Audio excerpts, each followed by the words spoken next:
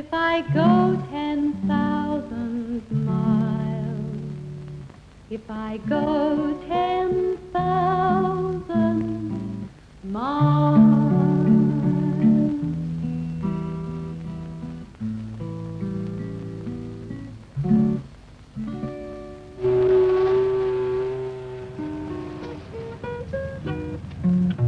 I sing of a captain who's well known to fame, a naval commander, Bill Jinks was his name, who sailed where the Murray's clear waters do flow, did this fresh water shell back with his yo-heave-a-yo.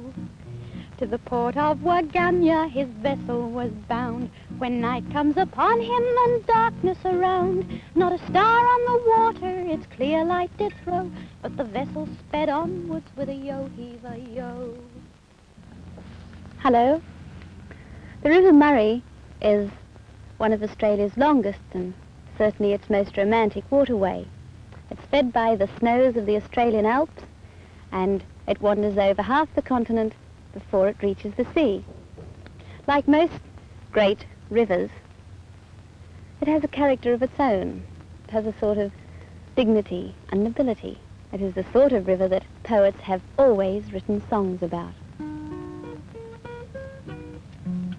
I sing of a captain who's well known to fame, a naval commander, Bill Jinks was his name, who sailed where the Murray's clear waters do flow, did this fresh water shell back with his yo-heave-a-yo.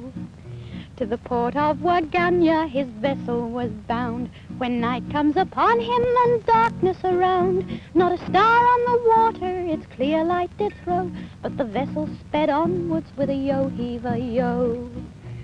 For, along with its tributaries, this great stream of water links 4 states: Queensland, New South Wales, Victoria, and South Australia. But it is much more than just a river. The Murray is to Australia what the Danube is to Europe. Sprawling continent, the River Murray is a lifeline, along which the paddle steamers throb their uneasy way, hauling cargo and passengers.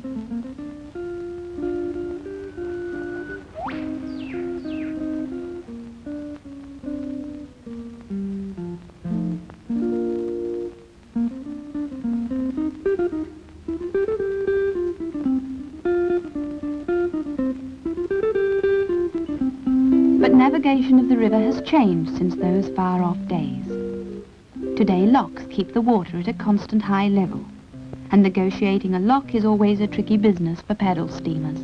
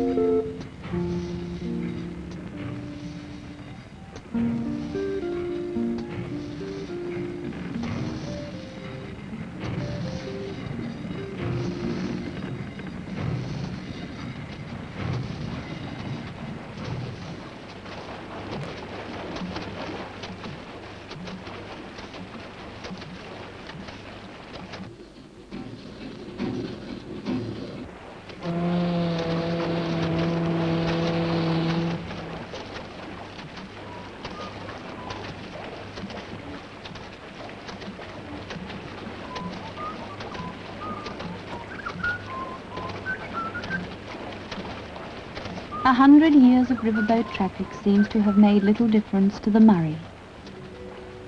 To try and find out what it was like in those days, when the Murray was Australia's #1 highway, I talked with Max Anderson, captain of the Rothbury, the last steam paddle boat in commission on the river today. In the study of his home, which was crowded with nautical bits and pieces, he told me something of life on the river.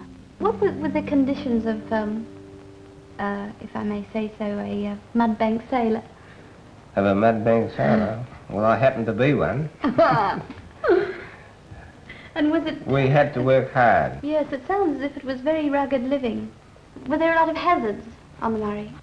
This little part that you see here is Danger Island, 20 miles below Euston. You can see the island, you can see the rocks shown there. You can follow along and you've got hazards of sandbanks apart from rocks. It must have been very dangerous. Well, it's not dangerous in as much as if you know your river. What cargoes did the boats carry? They carried wool, they carried wheat, they carried timber. And what were their loads? Oh, anything from 100 tons to 500 tons. What year? We're talking about when the traffic was at its peak on the Murray. What year would that have been? How long ago? The Murray in its peak trade would be in the 80s, just the 1880s, 1870 to 1880. And do you think there's any future for river boats? I think there would be a future if they would build a port at the mouth of the Murray. And do you think that's likely? Well, I think it must come with the development of and the population of the Murray Valley. Well, I hope it does. Perhaps sometime in the future it may, but today the paddles of the once proud river queens are silent. The boats and barges which hauled the wool and wheat across a continent are playing host to fish and river birds. Mildara is a city built upon the waters of the river. Out of the dry and sterile land through which the Murray flows, there have arisen towns like this.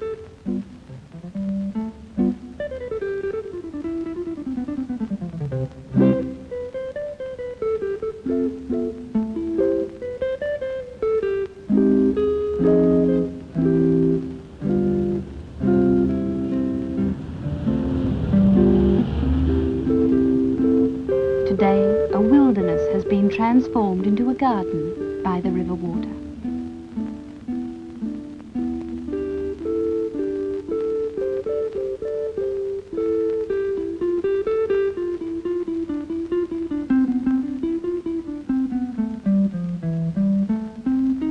The Chaffey brothers came from California to begin this project of irrigation.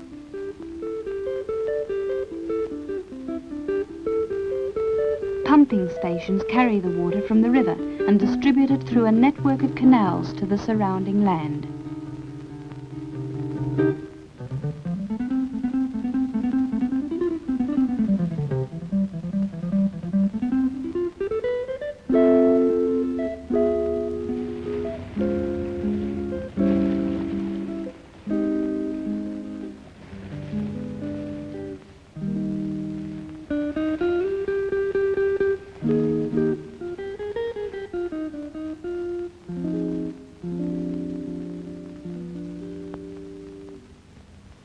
The river means water, and water means life.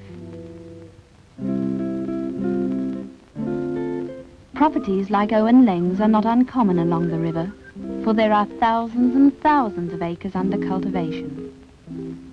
What was once near desert now grows Australia's best citrus fruits.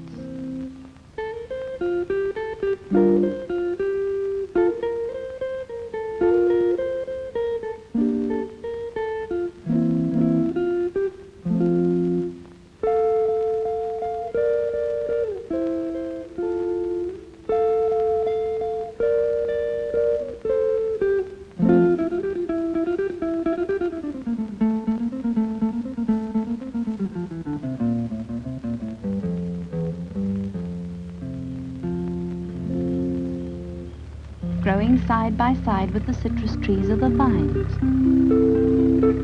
Here are grown the grapes for the Australian dried fruit and the Australian wine industries.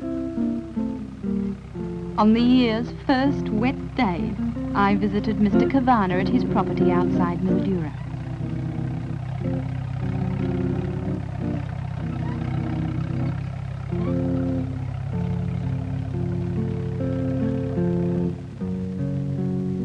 Harvesting was almost completed. Two old Italians were the last of the pickers. Well, there's a bunch there. Whoa, what a beautiful bunch of grapes. What are they called? They're Walthams. Are they? Mm. Mr. Cavanagh, how big is the vineyard? 20 acres, I think, would cover it. It's a fairly average size. What is the biggest one around here? Oh, they run up into 100 acres, I should say, would be about the biggest. Do they? But, of course, your costs go up with the bigger the acres, the bigger the cost.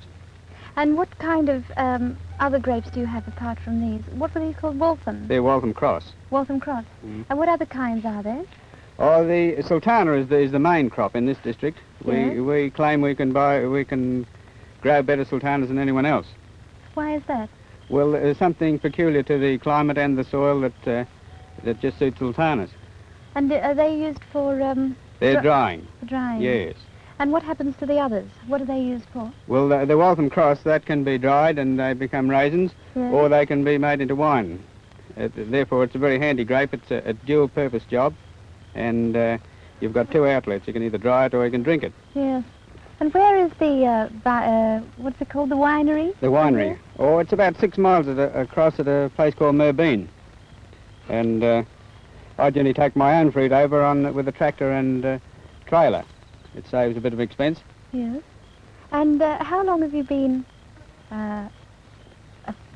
what would you call yourself? Because I was a horticulturist. A horticulturist. Mm. How long have you been this, or have you always been one? No, before the war I was in a bank. Were you? Mm. And I preferred the look of this life better than the bank, so came back here after the war. I'm a soldier settler here. And you haven't regretted it, I suppose? Oh, no, it's a good life, and you're your own boss. Yes. And if you want a day off, as long as you keep up with the vines, that's the only thing. They've got to be pruned, they've got to be picked, and they've got to be watered when they need it. Have you had a good year this year, or has the weather been bad? Oh, well, being a farmer, you never really have a really good year when you're a farmer. You never own up to it anyhow. Oh, well, I hope you've had a very good one anyway. Yes, I think we'll get by. Good. Well, I must go and talk to Frank and his wife Yes, now. I'll pick us, right, yeah. Right. Buongiorno, signora. Buongiorno, signorina. Come sta? Sta bene, lei come sta? Oh, non c'è male. Grazie. Ma adesso mi piacerebbe a cantare una canzone, Yes. ma prima mi piacerebbe a cantare con lei. Vola colomba. Vola colomba. Sì? Vola colomba bianca vola, diglielo tu che tornerà. Oh, that was beautiful. Bella, bellissima. Oh, chiamano Giovanni Cacchizzara, perché sape cantare tutte canzoni. È stato innamorato una figliola, che l'ha lasciato mezzo scombinato. E forse si era nato innamorato, per 100 lire canta nel mio cuore, per 500 fa l'americano, s'arrangia un papocchiaggio ogni età. O chiamano Giovanni Cacchizzara, che l'ha lasciato mezzo scombinato. O chiamano Giovanni Cacchizzara, perché sape cantare tutte canzoni. È stato innamorato una figliola, che l'ha lasciato mezzo scombinato. E forse si era nato innamorato, per 100 lire canta nel mio cuore, per 500 fa l'americano, s'arrangia un papocchiaggio ogni età. O chiamano Giovanni Cacchizzara, perché sape cantare tutte canzoni.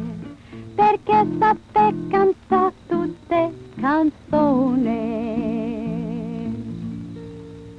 And what happens to all those grapes? At the Mildara Winery, I decided to find out.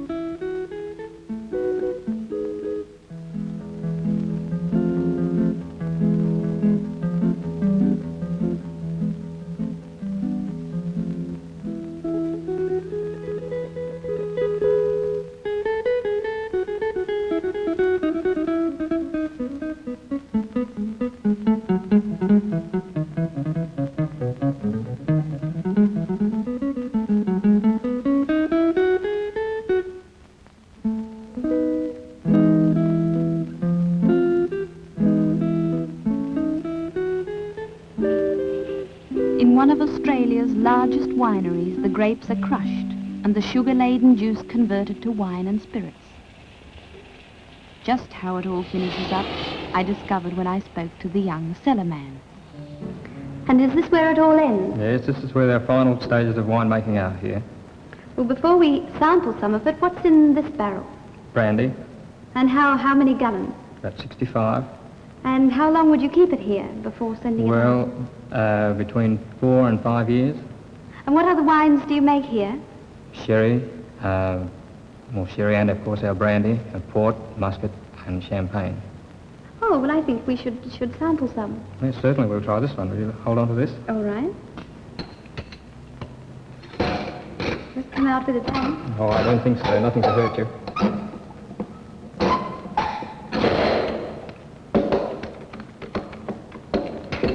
Can I, use Yes, this? certainly. I'll hold the glass for you. Good, thanks. Now, That's so right. is that right? That's right, yes. Put it right down in the brandy. Mm-hmm. And hold your finger on the top of it, and there you pull it down. Oh, it missed that time. Oh, Put it back again. At this time, moisten your finger, and that holds the pipette airtight. oh, I see. Like a medicine dropper. That's right. Oh, that's it. Oh, Now there, as you put it over the glass, you just release your finger. There you go. oh, wonderful. May I, Yes, certainly. see? Lovely. I like it. And thank you very much. I think you'd better sample it. And thank you.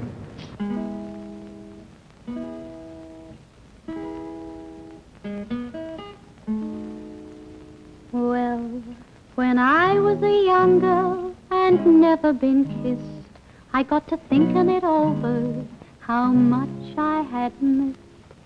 I got me a boy, I kissed him, and then, oh, I kissed him again.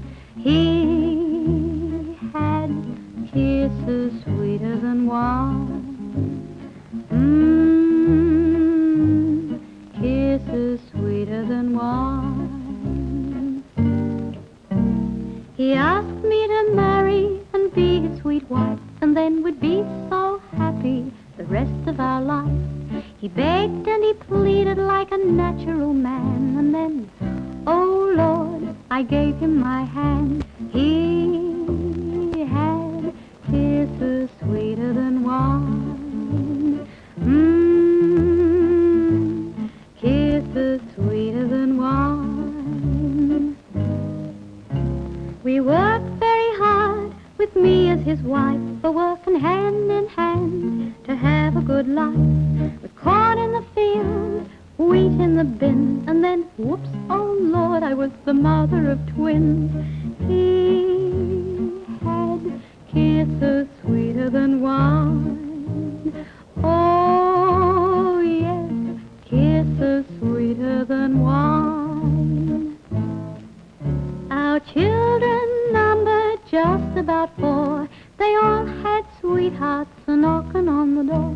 They all got married and won't hesitate. I was, oh Lord, the grandmother of 8. He had kisses sweeter than wine. Oh, oh, kisses sweeter than wine. Now that I'm old and ready to go, I get to thinking what happened a long time ago.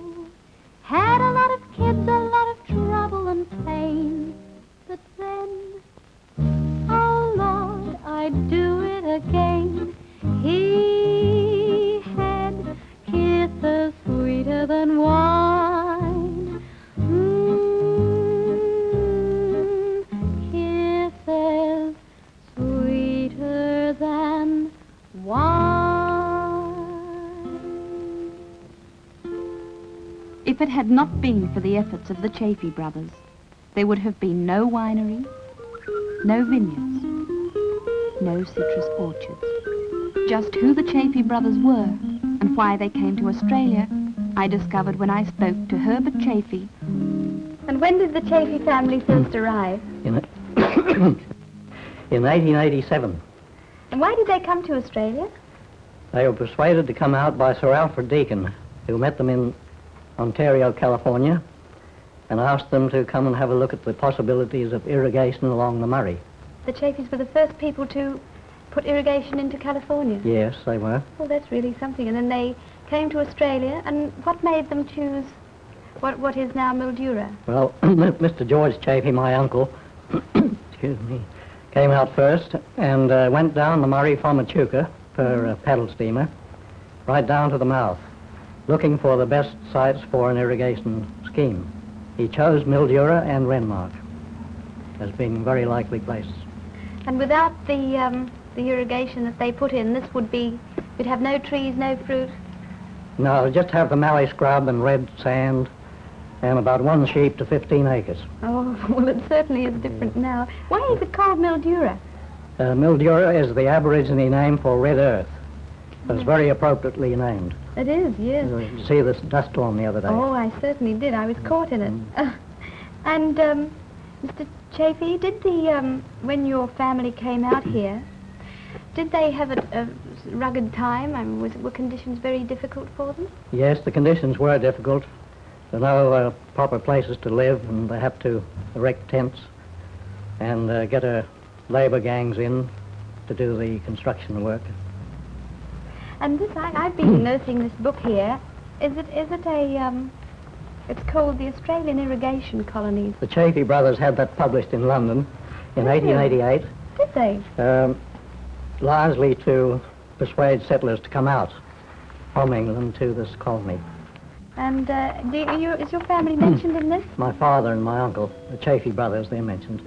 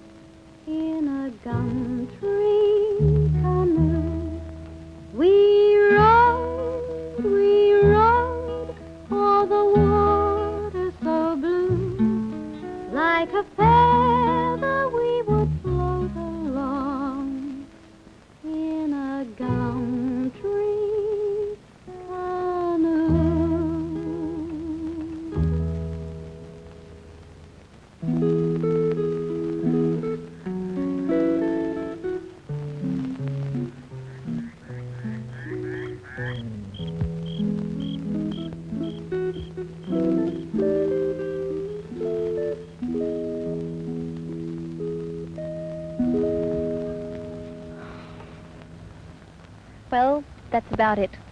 Time to say goodbye from the banks of the River Murray. I hope it's been fun, because it has been for me. But until next time, it's goodbye. I'm